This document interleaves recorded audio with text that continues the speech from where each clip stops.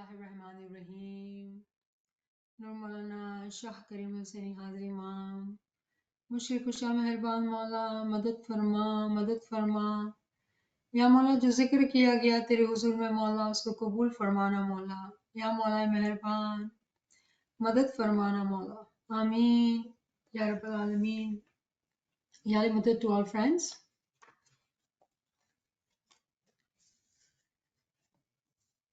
ᶜAllāmah. ᶜAllāmah. Shukran maula, maula mदद. So who's reading today? I am. Bismillahirrahmanirrahim. Miraj of Soul. We are reading the book Ascent of Soul. Ji. Proof 2 and page number 6 on my ebook.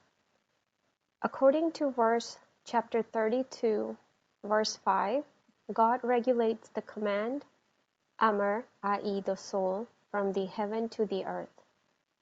Then it ascends to his presence. This means that it is the soul which descends from the heaven and ascends to it. And by the heaven is meant the spiritual heaven. Subhanallah, subhanallah. So it looks like a very simple point. We are talking about Surah Sajda, verse 5. And we are talking about in the context of Miraj of Prophet Muhammad. God regulates the command from the heaven to the earth, meaning the soul, the Amr, comes from al-Amr. There are two worlds, the world of command and the world of creation, which are called al-Amr and al-Khalq. With the Amr from the world of command, soul comes to the earth, from heaven to the earth. And we realize in the context of Miraj, when our Prophet received the Holy Spirit, it came from the heavens to the earth. Now, when we look at the journey of the soul, in reality, we do realize that every soul has come from Alam-e-Amr to Alam-e-Khalq. When Khuda Ta'ala said, Kun, to be, it became. What became? The soul came down from the heavens to the earth. Now, that same soul has to ascend to his presence. And that is what we are talking about. That in the personal world of our Paigambar, Prophet Muhammad sallallahu alaihi wasallam, his soul ascended to his presence. This means that it is the soul which descends from the heavens and ascends to it. And by the heaven is meant the spiritual heaven. There is no physical heaven as per se. Now, when we are reading about ascending and descending, Ruh comes down, it goes up. Again, it gives us the concept of a ladder. And we can always talk about ladder in the context of taqwa, that how we purify ourselves step by step with the fear of Allah to elevate our souls. We can also talk about hierarchy of the religion, which is not present in the form of a structure, but it does give us this comprehension that there are steps that we have to seek knowledge first as mustajib, become a mustajib, then continue to learn to elevate the ranks. When this physical structure is not present, how is it happening? All the elevation is actually happening in batin. When we talk of cycles, we also realize that Allah's one day is of 1,000 years. And in context of Prophet Muhammad, who was the 6th day of Allah, With the hukum, with the command of Allah, when the kun happened for that cycle, Amar came in. Physically, it takes time. Physically, it takes time to happen. But when Khuda Ta'ala says kun, it happens immediately. In fact, there is no happening as per se. He just has to think and it happens. Irada, and it happens and it becomes. So when we are understanding about soul, so sometimes we wonder, where did our soul come from? Where would it go when we die? It becomes very clear in the journey of knowledge that all the souls came from the heaven. And when the physical body leaves this world, the soul leaves the body and it goes to spiritual heaven, where it came from. However, the going up and the hereafter is also in Darjat. And very interestingly, ʻAllāmah Sahib in one of his books talks about elevator. He says escalator, elevator. That when a Mu'min Salik starts the journey, it is like climbing every step. If we climb 2-3 flights, we may become breathless and it is hard to continue to climb up. In the beginning, it is very difficult. This journey in the beginning is very difficult because we are not in habit of learning ilm, doing zikr in abundance. All these riyazat is very difficult. But what happens with time, it becomes a habit. And then journey becomes as if we are sitting in an elevator. Now, imagine the speed. If you are taking the stairs, how long will it take for you to climb steps and reach to that 100th floor?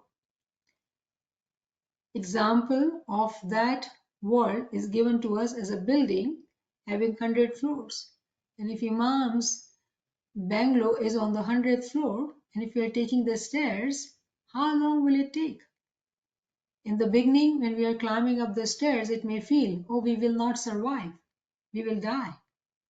But then, miraculously, an elevator appears. And when we take the elevator, it's like kun fayakun. You thought and it happened and you're there on the 100th floor. So in this verse, when we are reading that God regulates the command, the amar, from the heaven to the earth, and then it ascends to his presence. Though we are studying this verse in the context of Prophet Muhammad's Miraj, but remember, behind the veil of the Prophet Muhammad's Miraj, there is taaleem for us, that this Miraj is possible for us as well. Any Mu'min Salik works hard is able to get to that elevator. In the beginning, it is difficult. The cycle of Prophet Muhammad, which was there for 1,000 years, and at the end of that 1,000 years folding, all the souls were folded or were returned, meaning that it is Allah's Qanun that with every prophet, which is for 1,000 years, the timeline is for 1,000 years, the Amr comes down for that Pagambar, and when the Miraj happened, the resurrection, the Qiyamah happens, all the souls are folded. Remember, we were reading about the book of deeds also, that all the records of all those people who are at that time is actually in the embodied Nur. Again, to summarize what we are saying in this chapter 32, verse 5, we are learning that the soul comes from the heavens to the earth, and then it ascends. It goes back to the spiritual heaven.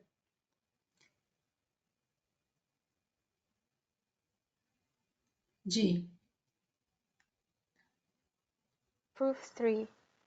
In verses chapter 15, verse 14 through 15, the wise Quran says, even if we open the door of heaven for them so that they may continue to ascend all day through it, yet they would say, surely our eyes have been dazzled. Nay, we are a bewitched people. This verse indicates to the wise people that it is possible for people to ascend to the heaven of spirituality spiritually, but only if God opens the door of spirituality. Had it been related to this external and material heaven, there would not have been the mention of the door and its opening. Since the physical heaven does not have a door, and as far as it is concerned, people have started to ascend it themselves, using airplanes and spaceships. In this verse, there is the description of the possible spiritual state which is unveiled suddenly to some people without any preparation, namely spiritual exercise. The eyes cannot bear such observations, and in bewilderment and confusion they are compelled to say that someone has bewitched them. СубхаНаллах. So chapter 15, verse 14 and 15 we are studying in this verse.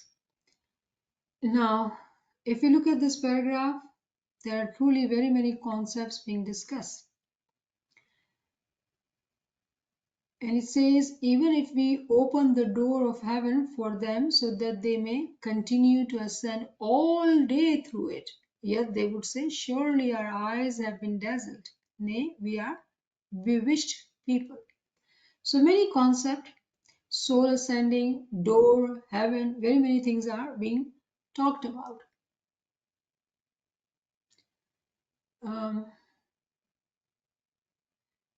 This verse indicates to the wise people that it is possible for the people to ascend to heaven of spirituality spiritually, but only if God opens the door of spirituality. So first is the question about the door. The word door is very important to understand. In the hierarchy of religion, when we mention the rank of Bab, which means door, and we always say that the Bab, meaning the upcoming Imam, who is the Hujjat of the Imam, Imam Mubin, Imam Manifest Imam, and the Bab is the door. Door meaning that the door is the personality who has all the secrets of the Imam. In order for one to become one with the Imam, one has to truly merge by entering that door. If we don't enter the door, how would we reach to Imam? And I remember the example, simpler example, in which Prophet Muhammad says that Ana Madinatul Ilm wali babuha, that I am the city of knowledge and Ali is the door. So door is very important. Without entering through the door, there is no possibility that we can get to that spirituality which we are seeking, heaven of spirituality. Now, this door is only opened by God Himself, meaning His Rahmat has to be there. Now, there are those people too that due to, their riyazat or even by mistake, when they are able to reach to the first heaven, they see these beautiful lights. Some people think that they have seen the Noor and they are satisfied and they are okay. And some people would say, no, it is all magic. It is all magic to bewilder us, to bewitch us, and it is not the hakikat. Meaning, they have not entered in the door with complete knowledge and understanding. So what will happen? Even though if they reach the first heaven, they will have no recognition. They will have no understanding. Either they will think they have completed their journey, or they will say, नहीं ये तो जादू हो रहा है हमारे साथ. They will not realize what they have seen.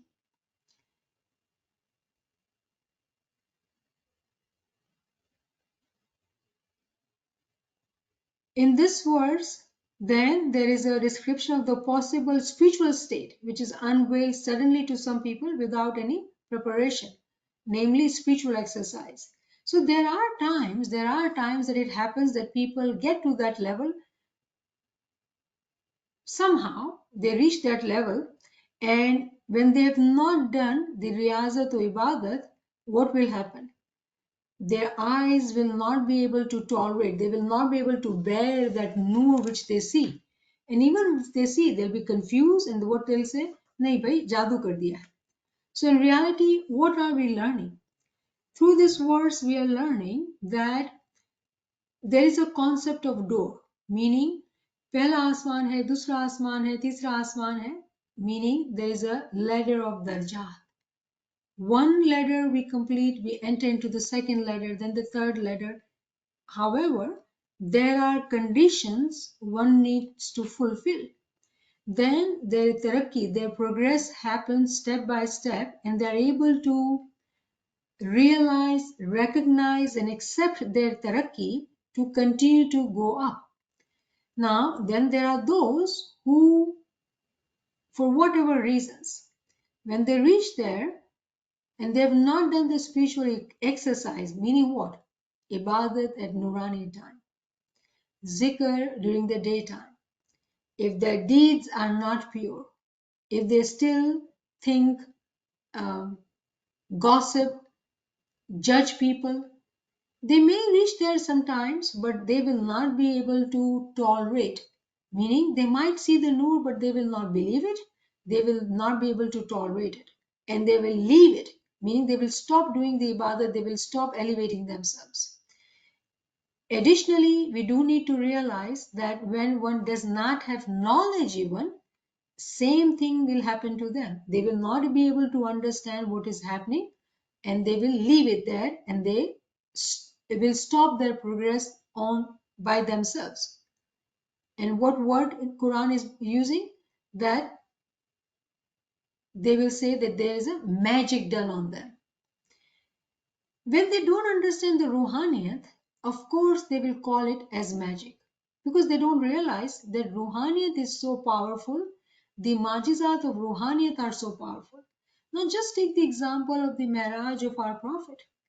And we have heard the physical stories. What are the stories?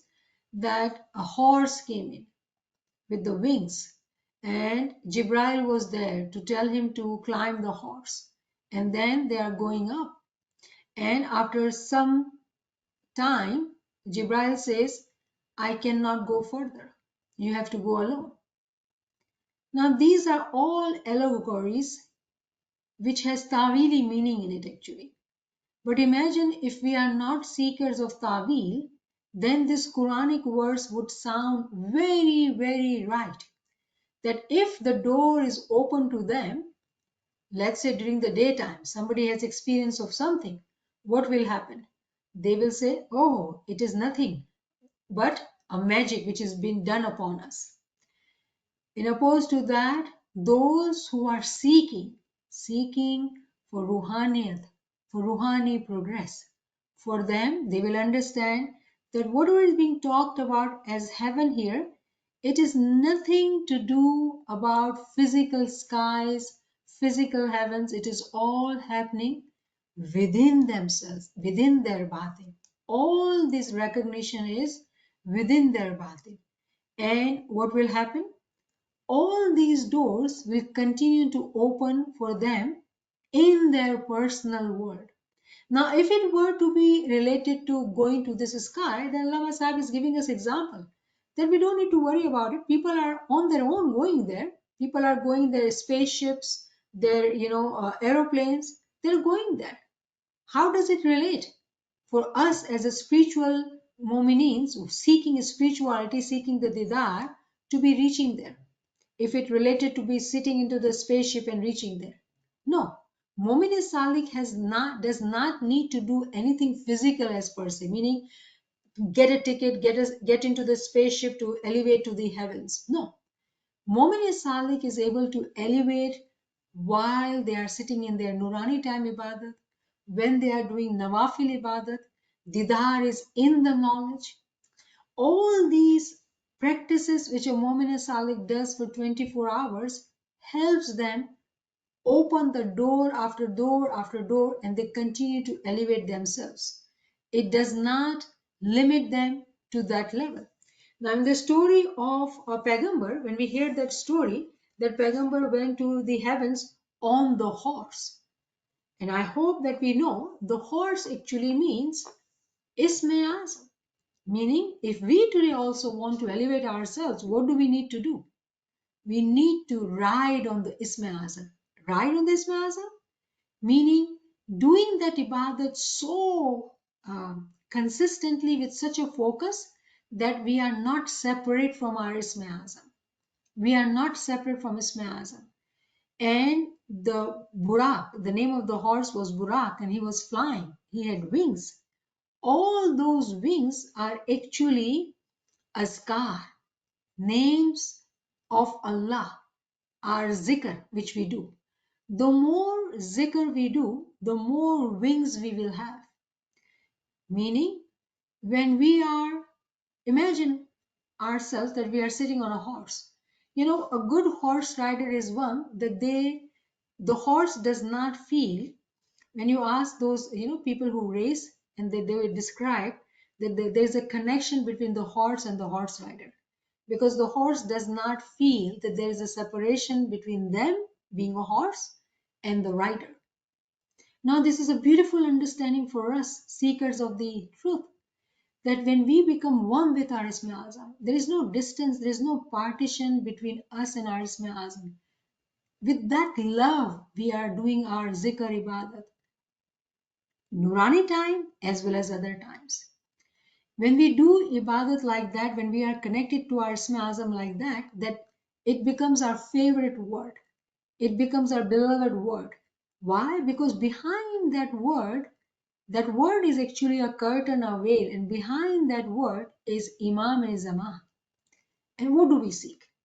We seek his didar. We seek his didar. So elevating to the first heaven, meaning that with ilm amal, zikr ibadat, girya uzari, we are able to cross that first step where we will see some of the signs of Ruhaniyat. Now, there are very many examples of the signs of Ruhaniyat. Remember, this is about the journey of the soul. The journey of the soul in the light of the journey of Prophet Muhammad's Miraj. So what was happening? And we do know that Pagambar actually first time heard the voice. The miracle of opening of ears. Being able to listen to something which is beyond this world. And Allah does give example of mosquito. Buzzing of the mosquito. Allah gives that example in Quran, that he does not shy away from giving such a small example, that there could be a buzzing of a mosquito. And Maula Ali is saying is that I am that mosquito. Meaning, what are we saying here? When we do ibadat in such a way, our ears open up, meaning the noor enters through our ears. And if we hear mosquito buzzing or any voice or any sound or any speech, actually that is noor, because Maula Ali says, I am that mosquito. An example is given in Quran for a mosquito buzzing. That is one tiny example which we can hear. There can be very many sounds, very many different sounds which we can hear.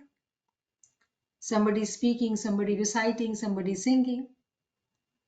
All these experiences are there. Now that is opening up of one sense for a very limited duration of the time. Depending on how that connection is of ours with that Isme Azam. And along with Isme Azam, during the other time of the day, how much zikr we are doing. The more we are doing zikr and multiple of the zikr, every zikr has its own angel. What is the attribution of angel? Angel flies. So what happens when we are doing the zikr of Isme Azam, sitting on that horse, we start having those wings. And Surah Fatir, chapter 35, verse 1st actually says that there is one wing, two wings, three wings, and four wings. And do we think that it is limited to four wings because that's what we read in the Quran? His majizat are unlimited. One can have 1,000 wings. Meaning what? 1,000 zikr? Can one do that? If I'm saying that, meaning that is possible. In Surah Fatir, if you were to read, it talks about one wing name, two wings, three wings. Angels have one wings, two wings, three wings, and four wings. So imagine the speed of that Isme Azam. The speed of the Isme Azam. And we always talk about that it has to be very fast. Sometimes we think that we are going to make it fast. Are we capable of doing anything fast? No. It is during the daytime how much zikr we are doing, how much we are mindful, careful of not sinning, and how much we are in remembrance. Remembrance is through knowledge too, as well as zikr too. But Mu'min finds all the time to continue the thought, the intellect occupied in these things. So imagine Isme Azam being pulled, or we are assisted by four angels. How fast the speed would be. And then imagine more wings.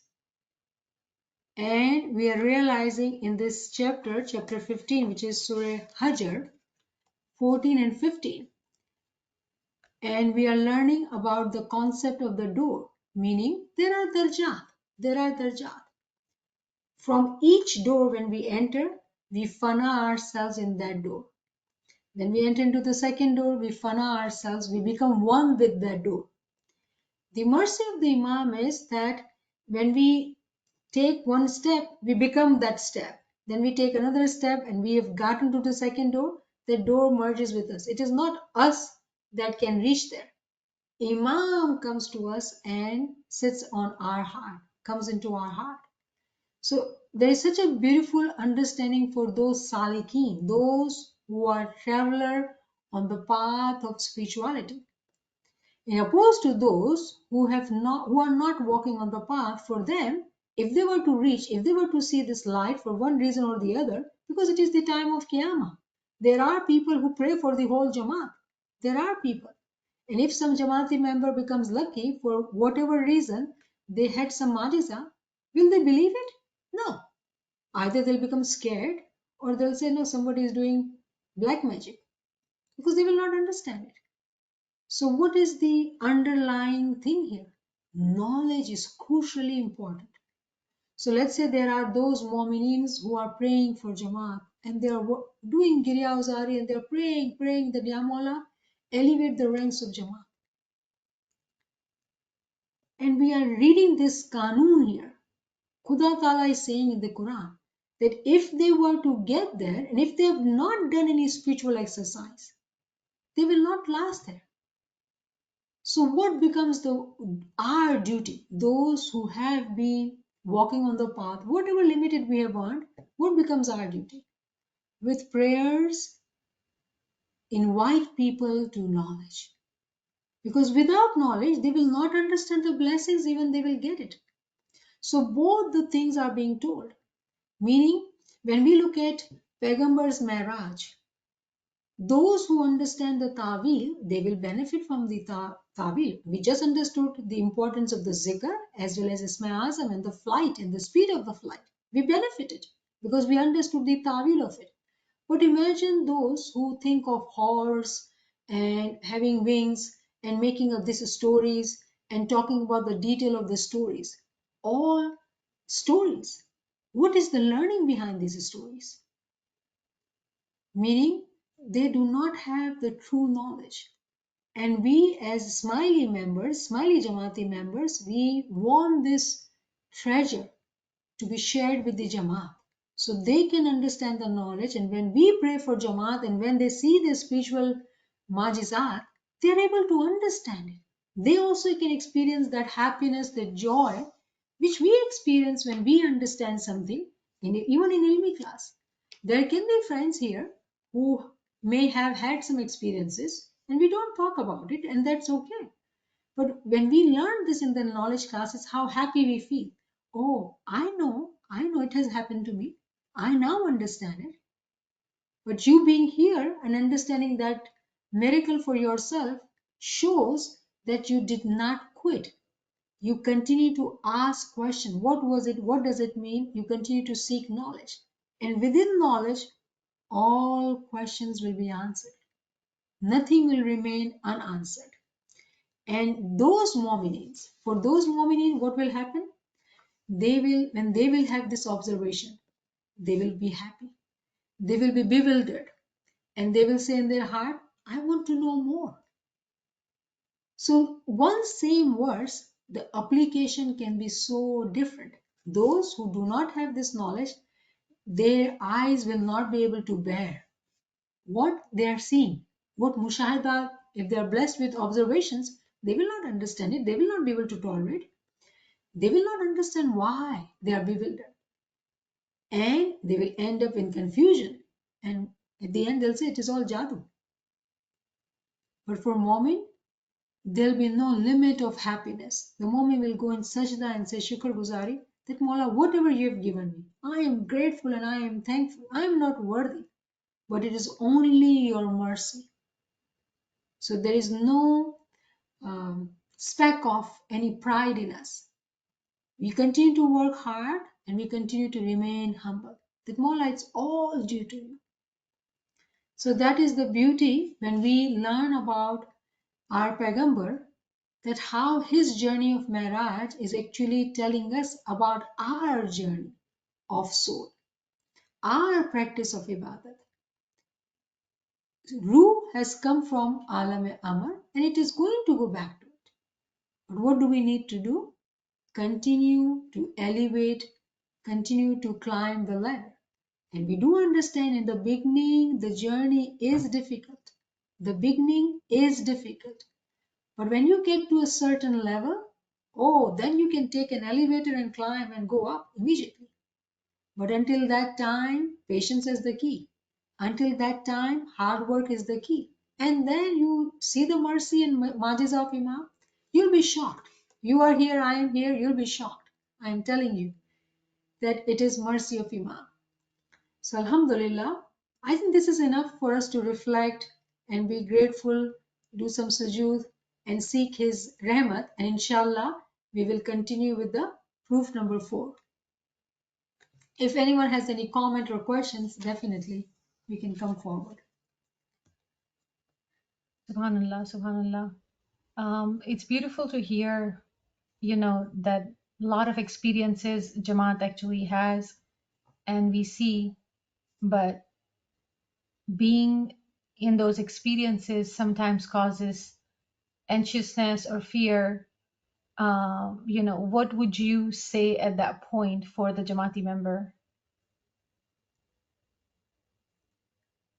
So if there is those who do not have knowledge, and this is a question from those who do have knowledge, but due to whatever reason they feel very uncomfortable and they feel anxious or fearful, I would refer a Quranic verse which says that a moment has two experiences at one point in time, and it is called tama and khauf. Tama is desiring for more, what is next, what is more, and khauf, we all know, fear. It happens both at the same time. It happens both at the same time when we experience some miracle. If we are able to tolerate, stick around. Continue to do zikr fast. Do not quit. Do not give up. Continue to do zikr. When you do that, you actually convey this message to the angels, your own angels, that I want more and I'm not quitting, I'm not living. And then you also, when you're done with your ibadat, when you whatever zikr you're doing, when you're done, you continue to seek mercy and strength, himmat from Imam, to last longer, to be able to see more. Mercy comes from him, courage comes from him. It is not us, it is all him. But when it happens, whatever zikr you are doing, do it faster, stick with it, do not quit. Do not quit. Stay in acceptance if you can. If you cannot, because some experiences can become difficult, it can become difficult. Sometimes some friends have shared that they feel like suffocated, they cannot breathe. At that time, you cannot breathe and you cannot tolerate. So you do need to probably get up, get out of the house. If you're doing tasbih, let's say if you have made an intention to do the tasbih 1,000 times and you're doing and you are probably at 600 times and you feel strange feelings in you, and those are good, welcome that. But if you feel so suffocated that you cannot continue, like you cannot breathe, then I would recommend you to go out of the house and breathe in the open air. What happens when we are doing more and more zikr ibadat, the angels are around us because angels sees this house lit with the light, with the name of Imam. So they visit us. And due to their presence, it becomes sometimes difficult. So there is an experience of anxiety, which we call anxiety, but it's not anxiety as per se. It's just being unaware of, that uncertain feeling, because we know the word anxiety, so we label it anxiety. And that's okay. There's nothing, no harm in it. If you're not able to tolerate, leave, get up, get out, drink water, eat something, chew something. But if you're able to, continue to push further. Ji. There's a beautiful question. What kind of exposures did the writer of this book had? I.e., some extra pointers if you would like to share. Oh, his life is full of experiences. If you were to read his books, all what he writes actually are his experiences. All. So I do not know in what context you want me to go. There's so much. If you ask me a particular question, it would be easier. But the personality of Allāmah Sahib, who had been through the level of Haqqul Yaqeen, there are unlimited majizat. And he describes all these miracles actually with the Quranic verses. The more we study Quranic verses, the more we will understand the talimat, and that's the intention, that we continue to read books and understand. So he had seen all these miracles of Prophet Muhammad in his batin, and that's how he's writing, relating it to the Quranic verse. So am I not telling you about him? I am actually. Subhanallah, subhanallah. There are a couple questions. I will combine both of them. Would that feeling only happen during Bandagi or any other time too? And if you can share some initial experiences for someone as a beginner. So first is easy. It can happen anytime.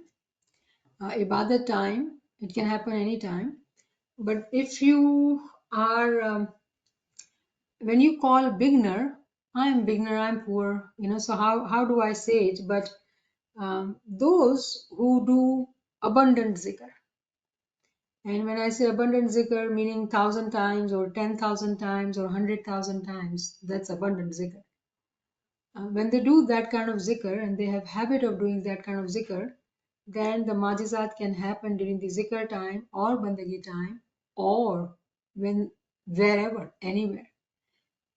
If this Mu'min Salik is conscious of their deeds all the time and they intentionally keep this habit of staying in remembrance with the name of Imam all the time, they are very mindful of their thoughts, majizat can happen anytime. And they will also know how to handle it because the courage also comes from him. So the word beginner, I do not know how would you describe that beginner. Beginner could be a weak person, for me, I would say. And a beginner could be you, who may do abundant zikr 100,000 times in a day. So for you, it can happen anytime. It can happen in ibadat time too. So the word beginner becomes a challenging. It depends on how you are practicing.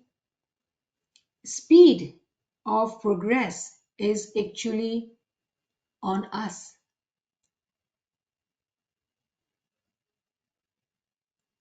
Ji. Subhanallah, Subhanallah. Shafina Sahib, if you have a question, you can unmute and come forward.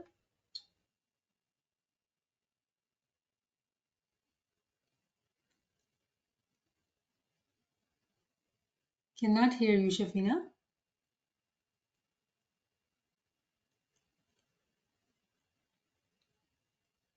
Naveen Saiba? If any other friend has any comments or any question, you can come forward. Or they can share it with you for the next class. Sounds good. Yes. Thank you, Niamat Saiba, for a wonderful class. Thank you, friends. Yali Madad. Yali Madad, Yali Thank you Madad, so much, ᶜAllāmah. Yali Madad, thank you. Yali Madad, Yali Madad.